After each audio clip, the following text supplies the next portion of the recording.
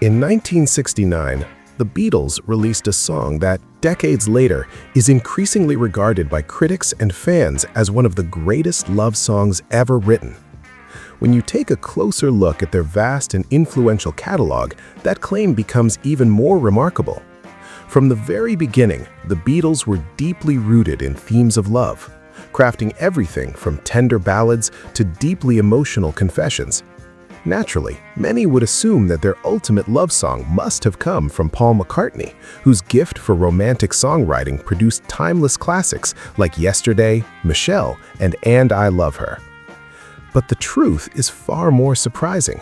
The song, now widely considered one of the greatest love songs of all time, was not written by McCartney nor by John Lennon. Instead, it was written by George Harrison, the so-called quiet Beatle, who for years had been underestimated as a songwriter. For much of the Beatles' career, Harrison lived in the shadow of the dominant Lennon-McCartney partnership.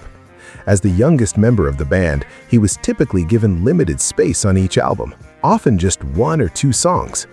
Even as his songwriting steadily improved, he continued to fight for recognition within the group. By the late 1960s, however, Harrison underwent a remarkable artistic evolution. His compositions became more sophisticated, introspective, and emotionally resonant. Songs like While My Guitar Gently Weeps and Here Comes the Sun proved that he was no longer simply contributing, he was creating masterpieces. Then, in 1969, he delivered Something, a song that would forever redefine how the world viewed him as a songwriter. Listening to Something today, what stands out immediately is its quiet confidence. The song doesn't rely on dramatic declarations or elaborate lyrical flourishes. Instead, Harrison focuses on subtle, intimate observations. The way she moves, the way she smiles, the quiet pull of attraction, and the small moments that make love feel real. And it is precisely this simplicity that gives Something its enduring power. Harrison doesn't overwhelm the listener with complexity. Instead, he captures the essence of love in its most authentic form. The song feels personal, sincere, and deeply human, an honest reflection of how love is often experienced in real life. The inspiration behind Something was Harrison's wife at the time, Pattie Boyd. Their story began in 1964 during the filming of A Hard Day's Night, where Boyd appeared as one of the actresses. Harrison, immediately captivated, quickly formed a connection with her. She was 19, he was 21, and their relationship blossomed into one of the most admired romances in the music world. However, like many rock and roll love stories, their relationship eventually became complicated.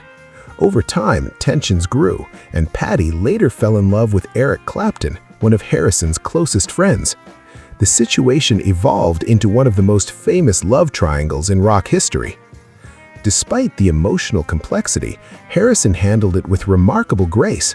He and Boyd separated and eventually divorced in 1977, yet he remained on good terms with both Boyd and Clapton. In retrospect, this layered history adds even more emotional depth to Something. When Harrison wrote the song, his feelings were still filled with admiration, affection, and a genuine belief in their love.